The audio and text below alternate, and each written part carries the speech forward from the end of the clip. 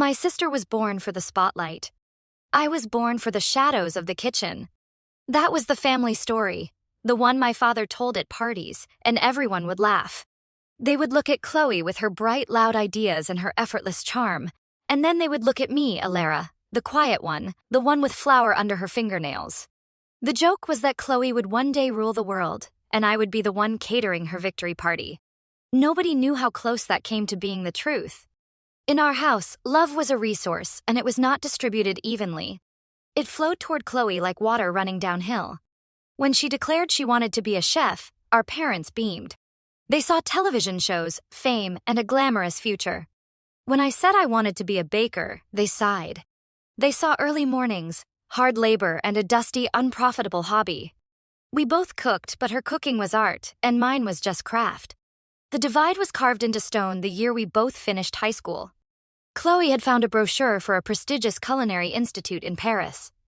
It was impossible reading the glossy pages. She spoke of molecular gastronomy and deconstructed classics. The tuition was astronomical, a figure that made me physically recoil. My parents didn't flinch. My father remortgaged the house. He said it was an investment in true, undeniable talent. I had found a small local apprenticeship program with an old German baker, a master of sourdough and traditional fermentation. It paid almost nothing, but it offered knowledge. My parents told me it was a fine way to keep busy.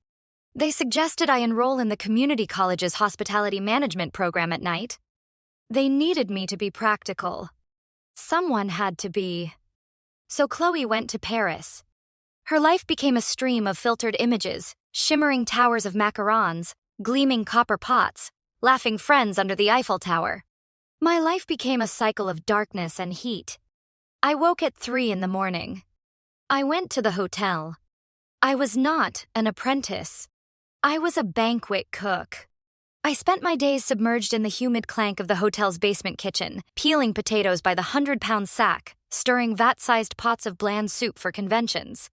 The smell of chlorine bleach and old fryer oil clung to my clothes. At night, I went to my real school. The community college was sterile and bright, the fluorescent lights humming over textbooks about profit margins and table turnover. I learned the business of food, not the soul of it. The soul came after. I would get home near midnight exhausted, my feet aching inside my worn-out shoes. But I wouldn't sleep. Not yet. In my tiny apartment kitchen, under a single dim bulb, lived the only thing that was truly mine. It was a sourdough starter, a living, breathing culture gifted to me by my grandmother before she passed. She was the only one who had ever understood. She called me her slow riser, the one who needed time and warmth to develop real strength. I named the starter Anna after her.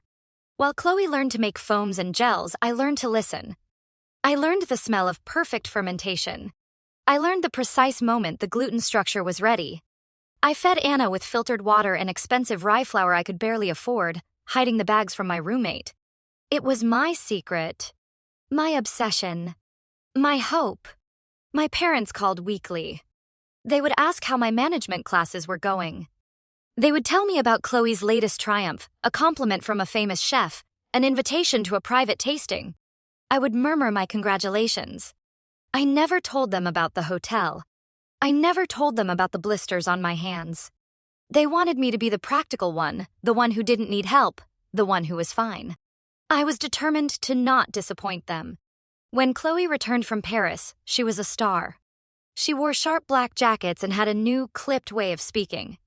She announced she was ready to open her own restaurant. Not just a restaurant, but an experience. She called it Ephemeral.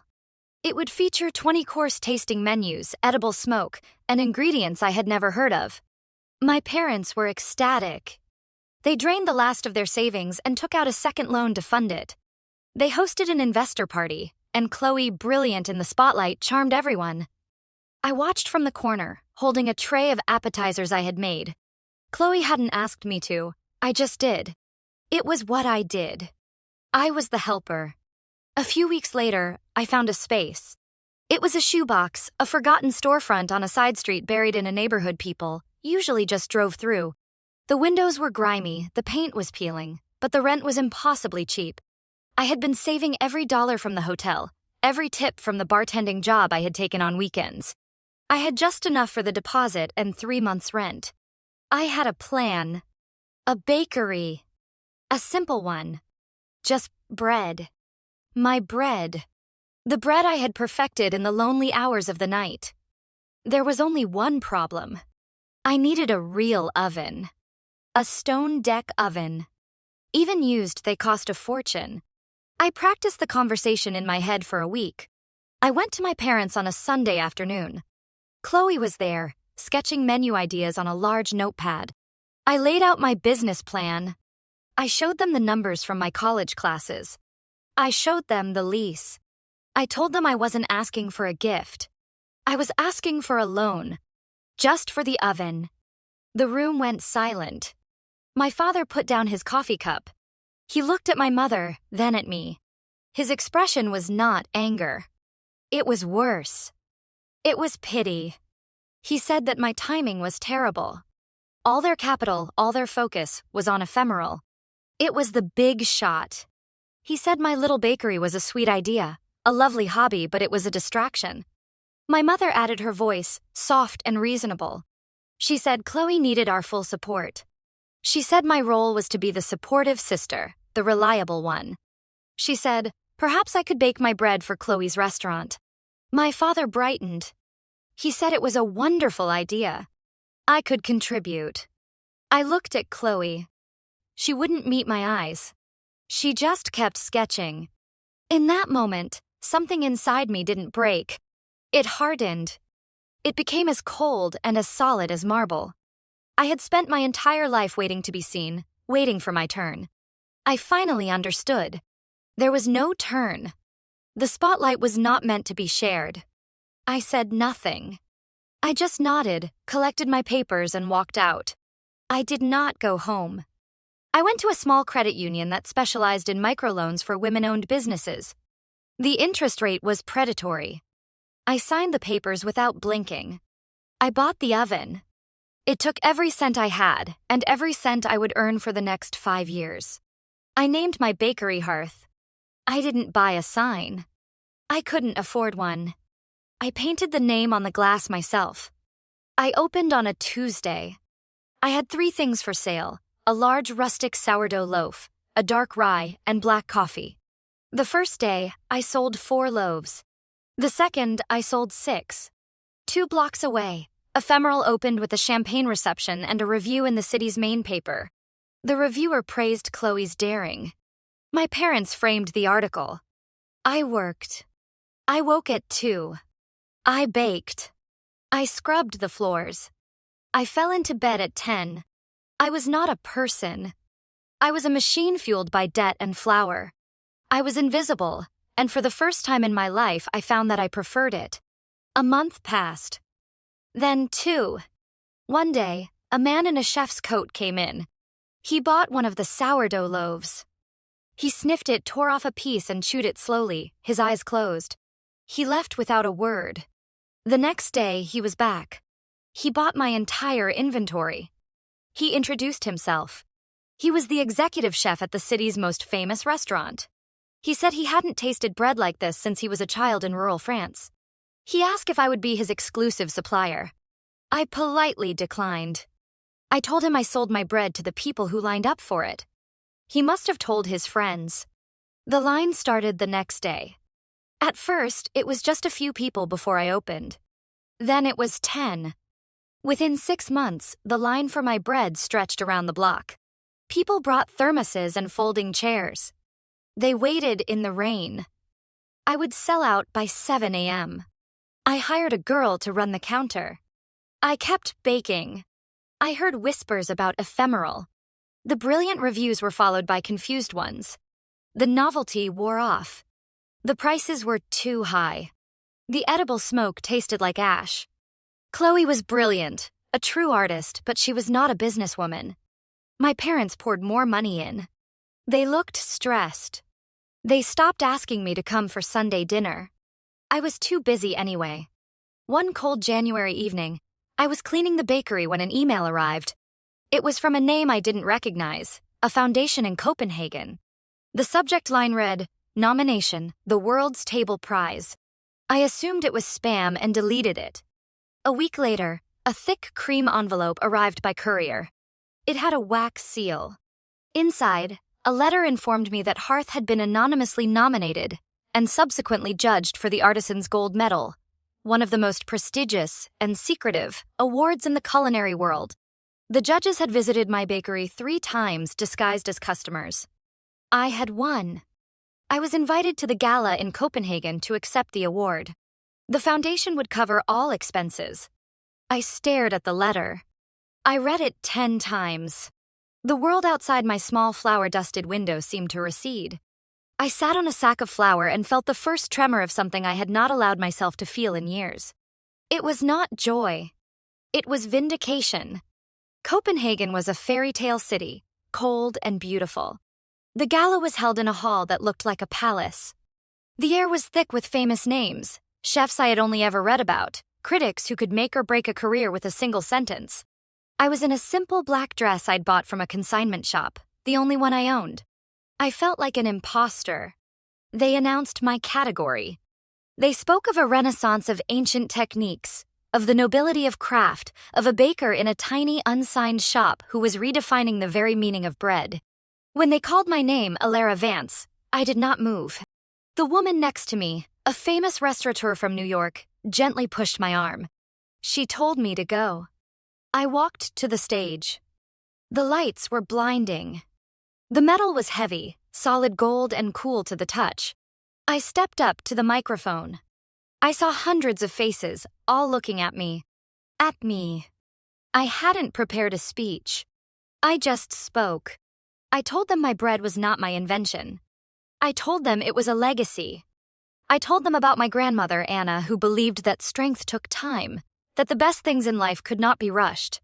I thanked her. I thanked the wheat, the water, the fire. I did not thank my family. When I returned, I was no longer an unknown baker. I was a local hero. The airport was filled with local news cameras. The mayor was there. He shook my hand and gave me a key to the city. I was stunned, my heavy gold medal clutched in my hand. My parents and Chloe were there, standing at the back of the crowd. The bakery was a mob scene for weeks. I had to hire 2 more people just to manage the line. One night, long after I had locked the doors, there was a knock on the back entrance, the one I used for flour deliveries. It was my family. They stood in the doorway, awkward, small. Chloe looked thin, her bright energy gone. My parents looked older. My mother spoke first. Her voice was too high. Elara, honey, we saw the ceremony online. It was just incredible. She stepped forward as if to hug me. I didn't move. I was wiping down the stainless steel counter and I did not stop. My father cleared his throat. We are just so proud. So incredibly proud. We always knew you had that special spark. The words were so empty, so false, they barely registered. They were like static from a distant radio. I continued to wipe the counter. The circular motion was calming. Chloe finally spoke, her voice a whisper. Ephemeral is closing. We lost the lease. I stopped wiping. I looked at her, really looked at her for the first time. The spotlight had burned her out. She looked at the floor. I'm sorry, Elara. For everything. For the loan. I was jealous. You were always the one who could do it. I was just the one who could talk about it. I sighed. The sound was loud in the quiet, warm bakery. I looked at my parents, at their hopeful, terrified faces. They were here because their first investment had failed. They were here to claim a stake in the one that had succeeded. My mother tried again. We want to celebrate. All of us. A real family dinner. We can. I held up my hand. It was white with flour. I told them I appreciated them coming. I told them I was sorry to hear about Ephemeral. But I told them I could not have dinner. Why not, sweetheart? My mother's voice trembled. We're your family. I turned and faced them. I was not the quiet girl in the corner anymore. I was the woman who owned this room, who had built this life from discarded scraps. I told them they had wanted a prodigy. They had wanted a firework. They had invested everything in the bright, quick flash. I was the ember. I was the slow, patient heat. I was the one who was never supposed to succeed, just endure. I was the practical one. I explained that the difference between us was that they saw my baking as a hobby, and I saw it as my life. They had refused to invest in my oven, so I had been forced to invest in myself. And that investment had finally paid off. I told them I was not angry. I was just done. I was done being their reliable, practical, invisible daughter. I was done waiting for a seat at a table they would never set for me. I told them I had built my own. They stood in the doorway, 3 shadows against the cold night air. They were strangers in my world, a world I had made with my own 2 hands. My father looked down. My mother had tears in her eyes. They finally understood. The joke was over. They left. I locked the door behind them. The silence of the bakery was absolute. It was warm. The air smelled of yeast and caramelized crust. I walked over to the large wooden trough where my starter, Anna, was resting. It was bubbling, alive, and ready for its nighttime feeding. I plunged my hands into the flour. It was cool and soft, like silk. I began to mix, my hands moving in the ancient familiar rhythm. I was alone. I was exhausted. And for the first time in my entire life, I was completely and truly free.